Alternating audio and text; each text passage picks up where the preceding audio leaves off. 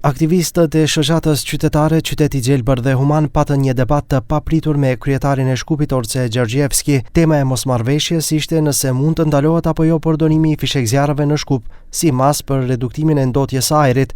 Ekologët thonë se mund të ndalohet, ndërsa kryetari thotë se ekziston një vendim, por nuk mund ta ndaloj vetë dhe kështu filloi gjithçka.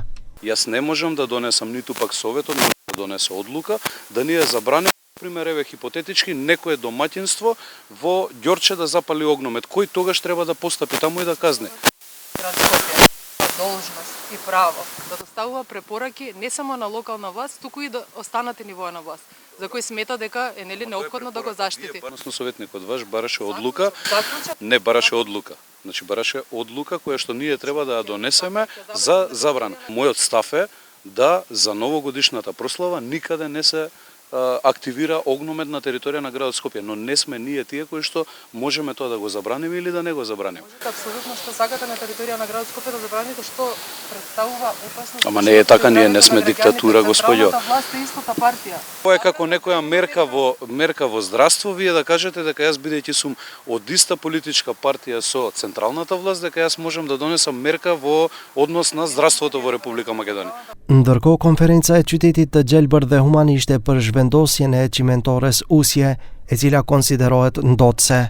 Ако ниту инспекторатот, ниту министерството, ниту собранието, ниту обвинителството не ги спроведуваат своите должности и надлежности, должност на Советот на град Скопје како најблизок до граѓаните и по закон и по устав да го заштити нивното здравје, може да испрати силна политичка порака и да иницира отпочнување на овој многу задоснет процес. Nga ana e Usjes i mohojnë plotësisht akuzat, duke thënë se edhe kompania po përdoret si justifikim, edhe pse, sipas tyre, matjet tregojnë qartë se shkaqet e ndotjes duhet të kërkohen diku tjetër.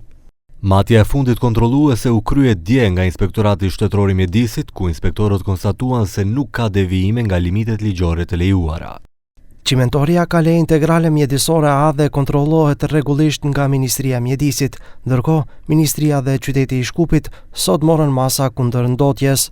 Ministria ndër të tjera do të kryej kontrolle të jashtëzakonshme për kompanitë me leje integrale A dhe B dhe u rekomandohet të gjitha subjekteve juridike, punëdhënësit, të lirojnë nga detyra punëtore të shtatzëna, personat mbi 60 vjeç dhe personat me sëmundje kronike, sipas rekomandimit të mjekut familjar.